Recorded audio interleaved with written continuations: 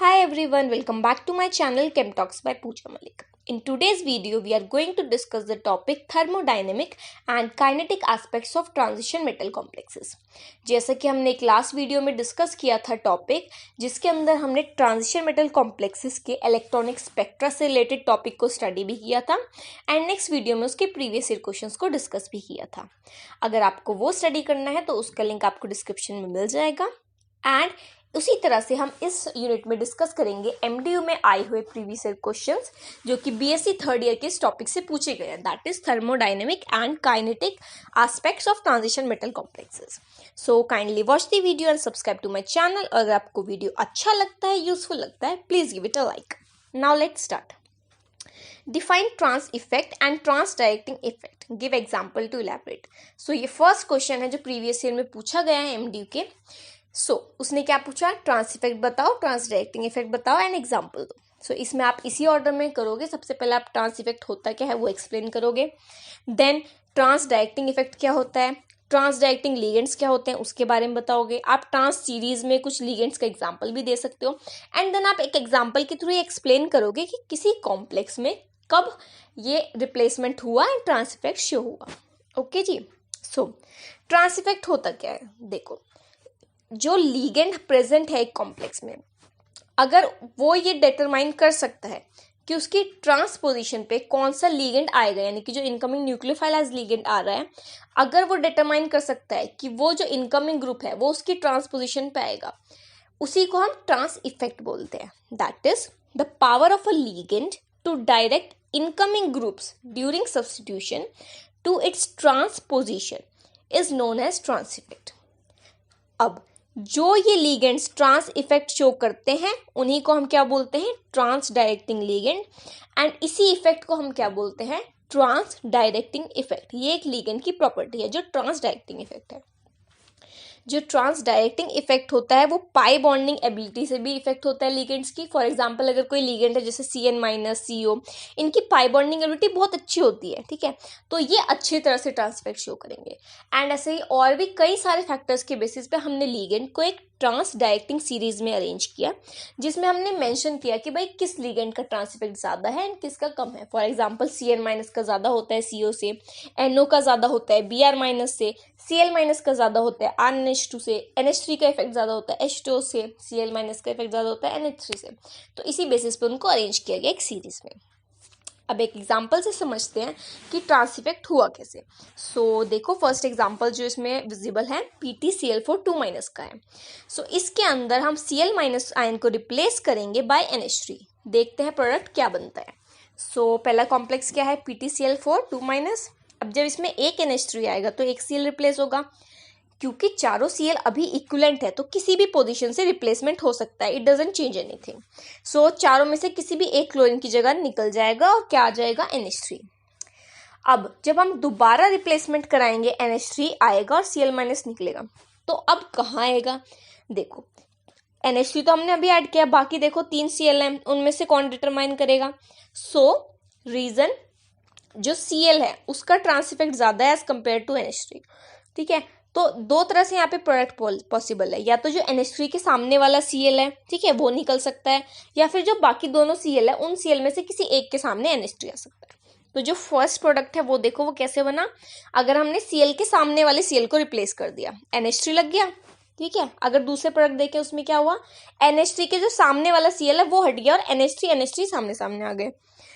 इनमें से कौन सा प्रोडक्ट बनता है, तो इनमें से फर्स्ट प्रोडक्ट बनता है एंड सेकंड नहीं बनता. रीजन कि जो Cl होता है उसका ट्रांस इफेक्ट ज्यादा होता है एज कंपेयर टू अमोनिया, तो इसीलिए NH3 Cl को रिप्लेस नहीं कर पाता, बट Cl अपने सामने वाले एक ग्रुप को रिप्लेस करा सकता है फ्रॉम द इनकमिंग न्यूक्लियोफाइल. देखो, जो Cl था उसके सामने NH3 आया एंड जो प्रोडक्ट मिला हमें that is cis isomer of PtCl2 NH3 2. Clear है. नाउ नेक्स्ट एग्जाम्पल देखते हैं, एक और एग्जाम्पल से समझते हैं कि कैसे ये इफेक्ट होता है. इस बार हमने कॉम्प्लेक्स लिया है PtNH3 4 2+.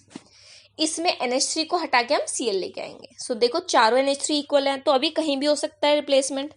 एक NH3 निकल गया और एक Cl आ गया, तो प्रोडक्ट क्या बन गया, PtNH3 3Cl+. अब जब मैं दूसरा Cl लाना चाहूंगी तो वो कहाँ आएगा, उस पोजीशन पे जिसका ट्रांस इफेक्ट स्ट्रॉन्ग है। तो Cl का ट्रांस इफेक्ट ज्यादा है NH3 का, Cl का, तो दैट मीन्स Cl के सामने वाला जो NH3 है वो रिप्लेस होता है एंड वहां पे Cl आ जाता है। तो इसीलिए जो फर्स्ट प्रोडक्ट है यानी कि ट्रांस वो हमें इसमें मिलता है, एंड जो सेकंड प्रोडक्ट है जिसमें NH3 के सामने वाला रिप्लेस हो NH3 तब Cl आए, वो प्रोडक्ट हमें नहीं मिलेगा क्योंकि NH3 तो करा ही नहीं पाएगा ट्रांस पोजीशन पे डायरेक्ट, क्योंकि उसका ट्रांस इफेक्ट क्या है, कम है। सो इसी वजह से ट्रांस प्रोडक्ट इसमें मेजर होगा। सो इसीलिए ट्रांस इफेक्ट बहुत ज़्यादा यूजफुल होता है हमें सिंथेसिस के लिए। हमें जैसा प्रोडक्ट सिंथेसाइज करना हो अपनी रिक्वायरमेंट के हिसाब से, हम उसी के हिसाब से अपना इनिशियल रिएक्टेंट लेंगे एंड उस पर ट्रांस इफेक्ट देखेंगे, जैसे एप्लीकेबल हो रहा होगा उसके अकॉर्डिंग हमें प्रोडक्ट मिल जाएगा। Okay, now question number 2, derive a relationship between overall stability constant beta n and stepwise stability constant k1, k2, k3 and k4। So इसके अंदर हम एक डेरिवेशन करेंगे जिसमें ओवरऑल स्टेबिलिटी कांस्टेंट यानी कि जो ओवरऑल प्रोडक्ट बनता है upon the attachment of n ligands, उसका जो कांस्टेंट होता है रेट कांस्टेंट, उसको हम बीटा एन से डिनोट करते हैं। एंड जो बाकी स्टेप वाइज स्टेबिलिटी कांस्टेंट होता है यानी कि जो प्रोडक्ट बना तो तब जो स्टेबिलिटी कांस्टेंट जनरेट होता है वो इंडिविजुअल हम के से डिनोट करते हैं। सो जो स्टेप होगा उसके हिसाब से स्टेबिलिटी कांस्टेंट होगा, like for example K1, K2, K3, 4। ठीक है, सो यहाँ पे हम देखते हैं उसने रिलेशन डिराइव करने के लिए बोला है। ठीक है, सो अब इस क्वेश्चन में जब हम डेरिवेशन करेंगे तो हम ये देखेंगे सबसे पहले ओवरऑल रिएक्शन क्या हो रही है। ओवरऑल रिएक्शन क्या हो रही है, मेटल जुड़ रहा है एन लिगेंड के साथ और कॉम्प्लेक्स बन रहा है MLN। अब ये बनता कैसे, इसको स्टेप वाइज करेंगे। फर्स्ट स्टेप देखो, पहले मेटल एक लिगेंड के साथ जुड़ा होगा तो Ml फॉर्म हुआ होगा, उसमें कांस्टेंट क्या हो जाएगा, stability constant product upon reactant की concentration, that is Ml upon M और L की कॉन्सेंट्रेशन। सेकेंड स्टेप, अब जो Ml बना वो दूसरे लिगेंड से जुड़ेगा, दैट इज Ml2 का फॉर्मेशन होगा। इसमें रेट कांस्टेंट क्या हो जाएगा, Ml2 divided by MlL। Okay, third step देखो, Ml2 कंबाइन होगा L के साथ और Ml3 बनेगा। ठीक है, इस केस में क्या होगा, K3 जो रेट कांस्टेंट है वो क्या हो जाएगा, Ml3 upon Ml2L। Now next step, अब हम ऐसे ऐसे करते रहेंगे, L3, L4, L5, मान लो L6 नहीं लाइन तो हम 6 स्टेप तक जोड़ेंगे। अब हम यहाँ पे मेंशन नहीं कर रहे हैं कितने, क्योंकि हमने N लिया लिगेंड, तो हम बस लास्ट स्टेप लिख देते हैं जिसमें मेटल से Ln-1 लिगेंड जुड़ेंगे। दैट मीन्स जो कॉम्प्लेक्स हम बनाना चाह रहे हैं उससे अभी एक लिगेंड कम है, फिर हमने उसमें प्लस L किया यानी कि एक लिगेंड जोड़ा, तो कॉम्प्लेक्स क्या बन गया हमारा required complex, that is MLN। अब इसके लिए जो स्टेबिलिटी कांस्टेंट है that is MLN upon Mn-1 and L की कॉन्सेंट्रेशन। अब ये तो हो गए सारे step wise constant, K1, K2, K3 ऐसे K4, K5 and up to Kn। अब हमें ओवरऑल फॉर्मेशन कांस्टेंट की बात करें यानी कि ओवरऑल जो रिएक्शन है उसमें नेट जो रेट कांस्टेंट या स्टेबिलिटी कांस्टेंट हम बोले वो क्या होगा, beta N. So beta N is equal to obviously जो ओवरऑल रिएक्शन थी यानी कि जो फर्स्ट रिएक्शन हमने लिखी that is concentration of MLN upon में concentration of M and concentration of L raise to the power n। ये beta N का फॉर्मूला हो गया। अब हमें देखना है कि जो बीटा एन है और K1, K2, K3 up to Kn है इनमें क्या रिलेशन है।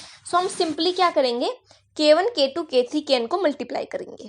देखो जब वैल्यूज को देखो मल्टीप्लाई की तो इसमें क्या हो रहा है, ML ML से कैंसिल हो रहा है, ML2 ML2, ML से ML3 से एंड सो ऑन, ये होता रहेगा अप टू MLn-1 MLn-1 से कैंसिल जब तक ना हो। एंड ऊपर क्या बचेगा, क्योंकि ML से कैंसिल होना शुरू हुआ तो सारे ही कैंसिल हो जाएंगे, लास्ट में एक वैल्यू बचेगी दैट इज MLn। सो ऊपर MLn आ गया, नीचे देखो ML से ML कैंसिल हो तो M तो बच गया यानी कि M बच गया, लीगेंड्स वाले सारे ऐड हो जाएंगे क्योंकि लीगेंड तो किसी से कैंसिल नहीं हुआ और लीगेंड कितने स्टेप्स में हुआ है, N स्टेप्स में, तो लीगेंड टू द पावर क्या हो जाएगा N। इसलिए इसका जो समेशन आएगा that will be MLn upon M into L की पावर N, वही बीटा N के इक्वल आ गया। That means overall formation constant क्या होता है, it is equal to the multiplication of the individual stepwise stability constant. यही इनके बीच में रिलेशनशिप है। ओके, आई होप अब इसको आप डिराइव कर पाओ। तो एग्जाम में इसको सिस्टमैटिकली एंड बिल्कुल क्लीन नीट एंड क्लीन आप लिखिएगा एंड कंप्लीट डेरिवेशन कीजिएगा till last step. Question number 3, substitution in square planar complexes proceeds with retention of configuration, elaborate। जो स्क्वायर प्लानर कॉम्प्लेक्सेस होते हैं उनके अंदर जो सब्स्टिट्यूशन रिएक्शन होती है उसमें रिटेंशन ऑफ कॉन्फिगरेशन होता है, यानी कि रिप्लेसमेंट ऑफ लिगेंड के बाद, सब्स्टिट्यूशन के बाद जो न्यू प्रोडक्ट मिलता है उसमें कॉन्फिगरेशन रिटेंशन रहता है, यानी कि जहां से लिगेंड निकला वहीं पे आके जुड़ जाता है इनकमिंग न्यूक्लियोफाइल और कोई चेंज मॉलिक्यूल में नहीं होता, कॉन्फिगरेशन एज इट इज रहती है। इसको एक्सप्लेन कैसे करेंगे? तो अगर ये क्वेश्चन आपके एग्जाम में आता है तो सबसे पहले आप बताओ कि सब्स्टिट्यूशन रिएक्शन क्या होती है, स्क्वायर प्लानर कॉम्प्लेक्सेस में कैसे होती है, सब्स्टिट्यूशन में रिटेंशन ऑफ कॉन्फिगरेशन क्यों होता है, कैसे होता है। ठीक है, ऐसे करके आप इसको एक्सप्लेन करोगे। सबसे पहले हम देखेंगे इसके अंदर कि जो हमारी ओवरऑल रिएक्शन है सब्स्टिट्यूशन में वो क्या है। इसमें लिगेंड सब्स्टिट्यूशन जब होगा तो एक लिगेंड रिप्लेस हो जाएगा दूसरे लिगेंड से एंड मेटल की ऑक्सीडेशन स्टेट चेंज नहीं होती है। देखो reaction MLX X plus y MLX Y plus x. यहाँ पे M हमारा मेटल आयन है, LX क्या है, number of ligands attached, X is equal to leaving group यानी कि जिसका रिप्लेसमेंट होगा, and Y is the incoming nucleophile और सेइंग एंटरिंग ग्रुप यानी कि जो आके X की जगह लेगा। कॉम्प्लेक्स क्या बनेगा, MLXY। क्योंकि यहाँ पे हम पर्टिकुलरली, ये तो ओवरऑल सब्स्टिट्यूशन होगा, क्योंकि हम पर्टिकुलरली स्क्वायर प्लानर की बात करें तो यहाँ पे जो LX है वो लिगेंड कितने हो जाएंगे 3 एंड एक X जुड़ा होगा तो वो स्क्वायर प्लानर हो जाएगा। अब जो स्क्वायर प्लानर कॉम्प्लेक्सेस होते हैं वो जब सब्स्टिट्यूशन रिएक्शन करते हैं तो दो मैकेनिज्म को फॉलो कर सकते हैं, डिसोसिएटिव मैकेनिज्म और एसोसिएटिव मैकेनिज्म। डिसोसिएटिव मैकेनिज्म में क्या होता है, ये इसमें इंटरमीडिएट फॉर्म होता है एंड ये SN मैकेनिज्म की तरह एक्ट करता है। बेसिकली सबसे पहले जो X है वो निकल जाता है, MLX फॉर्म होता है एंड देन आके इनकमिंग न्यूक्लियोफाइल अटैक करता है। ठीक है, तो इसमें जो रेट डिपेंड करेगा ना रिएक्शन का, वो सिर्फ इस पे डिपेंड करेगा कि जो हमने इनिशियल स्क्वायर प्लानर कॉम्प्लेक्स लिया है उसकी कॉन्सेंट्रेशन क्या है। अगर हम एसोसिएटिव मैकेनिज्म की बात करें तो इसमें जो कॉम्प्लेक्स है MLXX उसमें पहले आके इनकमिंग न्यूक्लियोफाइल Y जुड़ेगा एंड एक 5 कोऑर्डिनेशन नंबर का इंटरमीडिएट फॉर्म होगा, उसमें से क्योंकि वो फिर अनस्टेबल होगा तब जाके X रिमूव होगा एंड MLXY यानी कि फिर से स्क्वायर प्लानर कॉम्प्लेक्स फॉर्म होगा। ठीक है जी। इसमें क्योंकि एसोसिएटिव मैकेनिज्म में फर्स्ट स्टेप में दोनों इन्वॉल्व है एंड यही स्लो स्टेप होता है तो इसके अंदर दोनों की कॉन्सेंट्रेशन पे डिपेंड करता है, स्क्वायर प्लानर कॉम्प्लेक्स की कॉन्सेंट्रेशन पे भी और इनकमिंग न्यूक्लियोफाइल की कॉन्सेंट्रेशन पर भी। ओके, नाउ लेट्स सी कि रिटेंशन कैसे होता है। उसके लिए हम इसका मैकेनिज्म के थ्रू ड्रॉ करेंगे कैसे अटैक हुआ।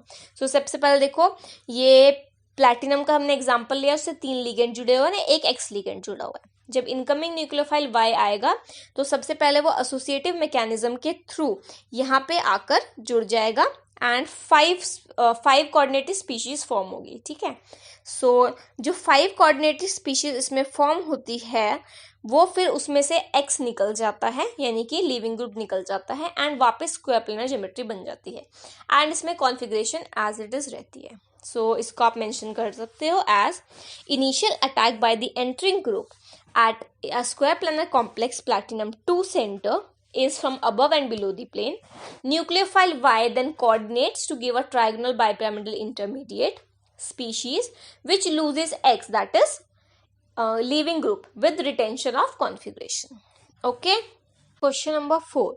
Name factors affecting the stability of the complexes. इस क्वेश्चन में पूछा गया था कि जो हमारे ट्रांजिशन मेटल कॉम्प्लेक्सेस हैं उनके स्टेबिलिटी को कौन कौन से फैक्टर अफेक्ट करते हैं, यानी कि उनकी स्टेबिलिटी किस किस फैक्टर पे डिपेंड करती है। बेसिकली इसमें आपको 3 फैक्टर्स मेंशन करने हैं। सेंट्रल मेटल आयन पे डिपेंड करती है, लिगेंड्स जो जुड़े हुए हैं उन पे डिपेंड करती है एंड चेलेट इफेक्ट पे डिपेंड करती है, उससे इफेक्ट होती है। इनको एक एक करके समझते हैं। जो फर्स्ट है that is central metal ion पे कैसे डिपेंड करती है। आपको एग्जाम में अगर ये क्वेश्चन आता है तो आप ऐसे ही हेडिंग डाल के लिखोगे तीनों को अलग अलग एंड फिर इंडिविजुअली सबको अलग अलग पूरा अच्छे से एक्सप्लेन करोगे in your language and examples भी आप मेंशन कर सकते हो। फर्स्ट यानी कि सेंट्रल मेटल आयन से कैसे इफेक्ट होती है। सेंट्रल मेटल आयन के साइज से फर्क पड़ता है कि उसकी स्टेबिलिटी कैसी होगी। फॉर एग्जाम्पल मेटल आयन का साइज जितना छोटा होता है वो उतने ही स्टेबल कॉम्प्लेक्सेस फॉर्म करता है। अगर हम Ni2+, Zn2+, Cu2+ का कंपैरिजन करें तो Ni2+ का रेडियस ज़्यादा होता है as compare to Zn2+, and इसका ज़्यादा होता है as compare to Cu2+। But जब इनकी स्टेबिलिटी ऑब्जर्व की गई तो देखा गया कि Copper2+ के कॉम्प्लेक्सेस ज़्यादा स्टेबल होते हैं as compare to Zn2+ and as compare to Nickel2+। So this proves कि जो स्मॉलर साइज के होते हैं वो स्टेबल कॉम्प्लेक्सेस बनाते हैं। सेकेंड पॉइंट, जो मेटल आयन पे चार्ज होता है उस पर भी डिपेंड करता है कि कॉम्प्लेक्स की स्टेबिलिटी कैसी होगी। जितना छोटा एटम होगा एंड उस पर जितना ज़्यादा हायर चार्ज होगा, दैट मीन्स उसकी जो चार्ज डेंसिटी है वो ज़्यादा होगी, उस केस में स्टेबल कंपाउंड फॉर्म होते हैं। मेटल आयन से रिलेटेड जो थर्ड इंपॉर्टेंट फैक्टर है वो है class A and class B metals. Class A and class B metals का क्लासिफिकेशन किया जाता है एंड ये इफेक्ट करते हैं स्टेबिलिटी ऑफ कॉम्प्लेक्सेस को। जो क्लास ए मेटल्स होते हैं उसमें हमारे एल्कली, एल्कलाइन अर्थ मेटल्स ये आते हैं। लाइट ट्रांजिशन मेटल्स जिनकी ऑक्सीडेशन स्टेट थोड़ी ज़्यादा होती है वो आते हैं। Example Fe3+, CO3+, Ti4+। These form more stable complexes with ligands having more electronegative donor atoms like nitrogen, oxygen, fluorine. So इनके साथ ये स्टेबल कंपाउंड्स बनाते हैं। अगर हम क्लास बी मेटल की बात करें तो ये किसके साथ स्टेबल कॉम्प्लेक्स बनाते हैं? ये उनके साथ स्टेबल कॉम्प्लेक्स बनाते हैं जिनमें लिगेंड्स की इलेक्ट्रोनेगेटिविटी कम होती है। फॉर एग्जाम्पल डोनर एटम्स जैसे कि Cl, Sp, इनके थ्रू अगर लिगेंड जुड़ा हुआ है तो उसके साथ class B metal stable compound बनाएंगे। सेकेंड फैक्टर जो स्टेबिलिटी को अफेक्ट करता है दैट इज लिगेंड्स, कि लिगेंड कैसे जुड़ा हुआ है। सो स्मॉलर आयंस अगर हम लेते हैं तो जितना छोटे आयंस होते हैं उनकी स्टेबल कॉम्प्लेक्सेस बनाने की टेंडेंसी बहुत ही ज़्यादा होती है। एंड इनफैक्ट लिगेंड्स के बेसिक कैरेक्टर पे भी डिपेंड करता है कि कॉम्प्लेक्सेस कैसे बनेंगे। रीजन ये है कि greater the base strength of a ligand greater will be its tendency to form complexes, यानी कि जितनी जल्दी वो इलेक्ट्रॉन पेयर को अपने डोनेट करके उसको कोऑर्डिनेट करा लेगा उतना ही ज़्यादा वो स्टेबल कॉम्प्लेक्सेस बना पाएगा। इसी वजह से जो F- होता है वो ज़्यादा स्टेबल कॉम्प्लेक्सेस बनाता है देन अदर हैलाइड्स, क्योंकि उसका साइज छोटा होता है। एंड NH3 ज़्यादा स्टेबल कॉम्प्लेक्सेस बनाता है देन H2O, क्योंकि NH3 का बेसिक कैरेक्टर ज़्यादा होता है। Okay, third factor chelate effect. So basically chelate effect क्या होता है? अगर किसी कॉम्प्लेक्स के फॉर्मेशन में चेलेट रिंग्स फॉर्म हो रही हैं तो हम उसको बोलते हैं कि चेलेशन हो गया। चेलेट्स क्या होते हैं?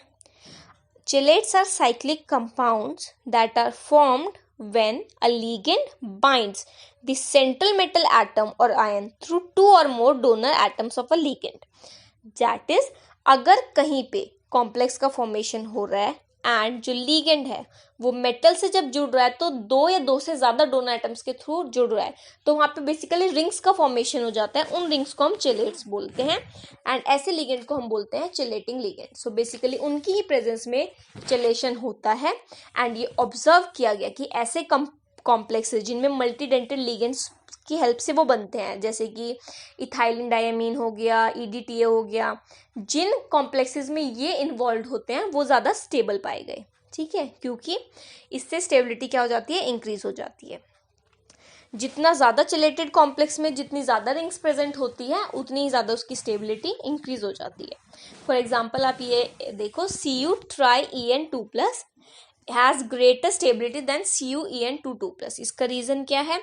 जो Cu-Tri-En कॉम्प्लेक्स है उसके अंदर 3 चेलेट रिंग्स होती हैं जबकि CuEn2 में 2 चेलेट रिंग्स होती हैं, तो इसलिए 3 रिंग्स वाला ज़्यादा स्टेबल होगा। अब जो स्टेबिलिटी होती है वो रिंग फॉर्मेशन पे भी डिपेंड करती है। फॉर एग्जाम्पल जितनी बड़ी रिंग फॉर्म होती है उतना ही स्टेबल चेलेट होता है। ठीक है जी, इसी के साथ स्टेबिलिटी को इफेक्ट करने वाले सारे फैक्टर्स कंप्लीट हो गए। फर्स्ट सेंट्रल मेटल आयन पे डिपेंड करता है, सेकंड लिगेंड पे डिपेंड करता है एंड थर्ड चेलेट इफेक्ट पे डिपेंड करता है कि कॉम्प्लेक्स कितना स्टेबल बनेगा। Now question number 5, what are inert and labile complexes. So ये 1 मार्क में पूछा गया था एंड सिंपली इसमें आपको डेफिनेशन देनी है कि जैसे इनर्ट और लेबाइल कॉम्प्लेक्सेस क्या होते हैं। So complexes in which substitution reactions are fast are called labile complexes and complexes in which substitution reactions are either very slow और do not proceed at all are called inert complexes. इसमें आप एक example दे दें बस, it is enough. Question number 6, name 2 powerful transdirecting ligand. So इसमें तो बिल्कुल सिंपली आपको नाम ही मेंशन करना है लिगेंड का कि कौन से लिगेंड का ट्रांस इफेक्ट ज़्यादा होता है। जैसे कि हमने ट्रांसडाइक्टिंग सीरीज में देखा कि Cn-, CO, NO इनका ट्रांस इफेक्ट ज़्यादा होता है। Now question number 7, explain mechanism of nucleophilic substitution reaction in square planar complexes. ये क्वेश्चन भी बहुत बार एग्जाम में पूछा हुआ है, जैसे ट्रांस इफेक्ट का क्वेश्चन बहुत बार एग्जाम में पूछा हुआ है, सब्स्टिट्यूशन कैसे होता है, उसमें रिटेंशन क्या होता है, वो भी बहुत बार पूछा हुआ है, ऐसे ये क्वेश्चन भी बहुत बार पूछा हुआ है। सो इसमें जो लिखने का तरीका होगा वो तो बेटा आपको सेम वैसे ही करना है, क्योंकि न्यूक्लियोफिलिक सब्स्टिट्यूशन रिएक्शन के बारे में ही बात हो रही है। तो आप पहले वही बताओगे सब्स्टिट्यूशन क्या होता है, कैसे होता है स्क्वायर प्लेनर कॉम्प्लेक्सेस में, ठीक है, वही सब आपको इसमें जो मेन पॉइंट्स है वही लिखने हैं, ठीक है। बट इसमें एक बार मैकेनिज्म हम फिर से डिस्कस कर लेते हैं कि मैकेनिज्म कैसे हो रहा है। सो यहाँ पे जो D8 स्क्वायर प्लेनर कॉम्प्लेक्सेस होते हैं जनरली हम उनको स्टडी करते हैं क्योंकि वो बहुत स्टेबल होते हैं, एंड वो अगर ये सब्स्टिट्यूशन रिएक्शन कर रहा है तो उसमें बायमॉलिक्यूलर डिस्प्लेसमेंट रिएक्शन होती है। बायमॉलिक्यूलर दैट मीन्स वही कि दोनों के रेट पे डिपेंड कर रहा है, यानी कि जो स्क्वायर प्लेनस है उसकी कॉन्सेंट्रेशन पे भी डिपेंड कर रहा है कॉम्प्लेक्स की, एंड जो न्यूक्लियोफाइल या इनकमिंग ग्रुप है उसकी कॉन्सेंट्रेशन पे भी डिपेंड कर रहा है, इसीलिए बायोमोलिकुलर है। एंड बायोमोलिकुलर है तो यानी कि जो मैकेनिज्म है वो भी एसोसिएटिव वाला फॉलो हुआ है। सो इनकमिंग न्यूक्लियोफाइल जो है वो स्क्वायर प्लेनर कॉम्प्लेक्सेस में दोनों साइड से अटैक कर सकता है, अबव द प्लेन और below the plane square plane के, ठीक है। जब वो अटैक करेगा तो एक 5 कोऑर्डिनेटेड स्क्वायर प्लेनर एक स्क्वायर पिरामिडल इंटरमीडिएट फॉर्म होगा। ये स्क्वायर पिरामिडल इंटरमीडिएट हमें पता है इतना स्टेबल नहीं होता, जो 5 कोऑर्डिनेशन होता है उसमें 2 स्टेट्स पॉसिबल है, TBP and square pyramidal, and TBP is more stable. So इसीलिए ये अपने आप को रीअरेंज कर लेता है TBP स्ट्रक्चर में। अब TBP स्ट्रक्चर में क्या है, 3 लिगेंड इक्विलेटरल प्लेन में है और 2 लिगेंड एक्सियल प्लेन में है।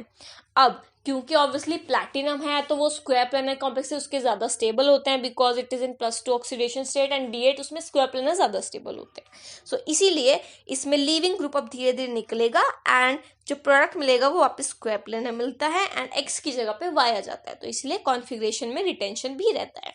ये हो गया इसका मैकेनिज्म। सो एग्जाम में आपको इस मैकेनिज्म को पूरा रिटर्न भी एक्सप्लेन करना है और ये बना के भी दिखाना है। Okay, now question number 8, how log beta is related to the stability of complexes. So log beta यानी कि जो बीटा था ओवरऑल स्टेबिलिटी कांस्टेंट, उससे रिलेटेड फिर से एक क्वेश्चन पूछा हुआ है।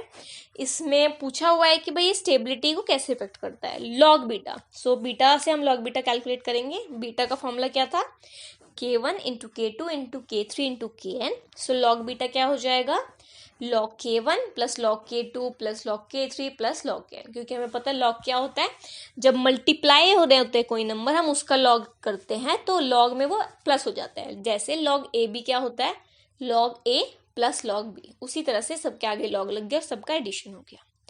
Now greater the value of log beta more is the stability of the complex. So नीचे एग्जांपल में आप देखो CuNH3 2+, इसमें log बीटा की वैल्यू क्या है 13.2, एंड CdNH3 2+, इसमें log बीटा की वैल्यू क्या है 7.0।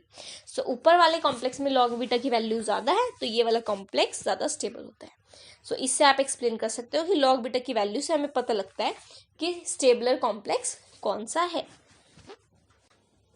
Question number 9, explain why is aqueous solution of NiEN3 2+ more stable than that of NiNH3 6 2+। सो इस क्वेश्चन में आपको बताना है कि इनका कंपैरिजन करके ये स्टेबल प्रोडक्ट क्यों है। तो बिल्कुल सिंपल है, जैसे आप प्रोडक्ट देखोगे वैसे आपको एकदम क्लियर हो जाएगा, माइंड में आ जाएगा। देखो NiEN3 2+ और NiNH3 6 2+ में क्या डिफरेंस है, सिर्फ लिगेंड का फर्क है। पहले वाले में EN एक बाइडेंटेड लिगेंड जुड़ा हुआ है, नेक्स्ट में NH3 जुड़ा हुआ है। तो जो फर्स्ट वाला है जिसमें EN जुड़ा हुआ है उसमें क्या होता है, क्योंकि बाइडेंटेड लिगेंड EN प्रेजेंट है तो ये ज्यादा स्टेबल कॉम्प्लेक्स बनाता है निकल के साथ, क्योंकि क्या है ये एक चेलेटिंग लिगेंड है। सो इसीलिए जो NiEN3 2+ होता है वो ज्यादा स्टेबल होता है in aqueous solution. Clear. Question number 10 जो पूछा है वो पूछा गया था what is chelate effect, and 1 mark में पूछा गया था। तो इसमें जैसे हमने भी डिस्कस किया था वो ये एक्सप्लेन कर सकते हो कि चिलेट रिंग्स क्या होती है, चिलेशन क्या होता है। जब ऐसे लिगेंड्स जिनमें 2 या 2 से ज्यादा डोनर एटम्स प्रेजेंट होते हैं वो मेटल आयन से जुड़ते हैं तो चिलेट रिंग्स फॉर्म होती है, एंड इसी को बोलते हैं चिलेट इफेक्ट। एंड ये स्टेबल होती है एंड कॉम्प्लेक्सेस को ज्यादा स्टेबल बनाती है as compare to non chelating complexes. 11th question, explain how does nature of central metal ion affect complexes। यानी कि जो सेंट्रल मेटल आयन है वो कैसे कॉम्प्लेक्स की स्टेबिलिटी को इफेक्ट करता है, ये हमने अभी डिटेल में डिस्कस किया था। इसमें आपको वही सब लिखना है कि जो सेंट्रल मेटल आयन है उसके साइज पे डिपेंड करता है, स्मॉलर जितना होगा उतना स्टेबल कॉम्प्लेक्सेस बनाएंगे। चार्ज पे डिपेंड करता है, जितना हाई चार्ज होगा उतने स्टेबल कॉम्प्लेक्सेस होंगे। Class A and class B metal पे डिपेंड करता है। क्लास ए मेटल उनके साथ बनाते हैं जिनकी इलेक्ट्रोनेगेटिविटी ज़्यादा होती है, एंड क्लास बी मेटल उनके साथ बनाते हैं कॉम्प्लेक्सेस स्टेबल जिनकी इलेक्ट्रोनेगेटिविटी लो होती है कंपैरेटिवली। सो इसमें आपको यही पॉइंट्स मेंशन करने हैं। The last question for this video, question number 12, differentiate between thermodynamic stability and kinetic stability. तो मतलब सिंपली क्योंकि चैप्टर में इन दोनों का कंपैरिजन है तो इसमें एक क्वेश्चन पूछा गया है। सो इसमें आप बस डिफरेंस के 2-3 पॉइंट्स मेंशन कर दोगे। जैसे जो थर्मोडायनेमिक स्टेबिलिटी होती है वो इस चीज़ मतलब वो ये बताती है, वो इस चीज़ पे डिपेंड करती है कि स्टेबल होगा या नहीं, दैट वेदर और not the reaction is spontaneous. Reaction spontaneous होती है तो थर्मोडायनेमिकली स्टेबल होता है, स्पॉन्टेनियस नहीं होती है तो थर्मोडायनेमिकली अनस्टेबल होता है। Thermal stability of a complex determines extent of formation of complex at equilibrium. जितना ज़्यादा अच्छे से इक्विलिब्रियम के टाइम पे कॉम्प्लेक्स का फॉर्मेशन होता है उतनी थर्मोडायनेमिक स्टेबिलिटी होती है। If bond between central metal ion and ligands are strong then complex is said to be thermodynamically stable. तभी हम कॉम्प्लेक्स को थर्मोडायनेमिकली स्टेबल बोलते हैं। अब जो थर्मोडायनेमिक स्टेबिलिटी होती है वो ये बताती है कि कोई रिएक्शन थियोरेटिकली स्पॉन्टेनियस होगी या नहीं होगी, बट जो काइनेटिक स्टेबिलिटी है या काइनेटिक फैक्टर्स की अगर हम बात करें तो वो ये डिसाइड करता है कि एक्चुअली में क्या रिएक्शन होगी या नहीं होगी। ठीक है जी। काइनेटिक जो स्टेबिलिटी है वो डील्स करती है रेट्स के ऊपर, और मतलब कोई काइनेटिकली स्टेबल है या नहीं उसके हम कैसे डिटरमाइन करेंगे, उनके रेट्स को स्टडी करके, मैकेनिज्म को देख के, केमिकल रिएक्शंस के, एंड उसके बेस पे हम जो कॉम्प्लेक्सेस होते हैं दो तरह से उनको क्लासीफाई करते हैं, inert complexes and labile complexes. जिनका रेट अच्छा होता है रिएक्शन का उनको हम बोलते हैं लेबाइल कॉम्प्लेक्सेस, जिनका रेट अच्छा नहीं होता रिएक्शन में उनको हम बोलते हैं inert complexes. So basically kinetic stability refers to the speed with which reaction occur, and thermodynamic stability depends on whether or not the reaction is spontaneous. So ये इनके बीच में कुछ एग्जाम्पल्स और थोड़े एक एग्जाम्पल भी आप दे सकते हो कि कोई कंपाउंड है, फॉर एग्जाम्पल NiCl4 एक कंपाउंड होता है, वो थर्मोडाइनेमिकली तो स्टेबल होता है बट काइनेटिकली लेबाइल होता है। तो इसको हम कैसे एक्सप्लेन करेंगे, ये जो कंपाउंड होता है इसकी जब बीटा की वैल्यू निकाली गई लॉग बीटा की तो देखा गया ओवरऑल स्टेबिलिटी कांस्टेंट की जो वैल्यू थी वो बहुत हाई थी। दैट मीन्स कॉम्प्लेक्स स्टेबल तो था बट काइनेटिकली लेबाइल था। काइनेटिकली लेबाइल क्यों था, उसका रीजन ये था कि जो Cl है उसको ईजिली और लिगेंड्स रिप्लेस कर सकते थे।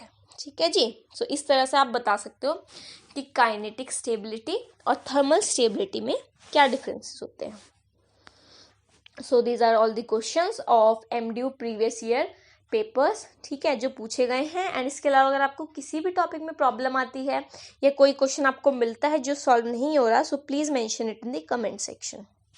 Thank you.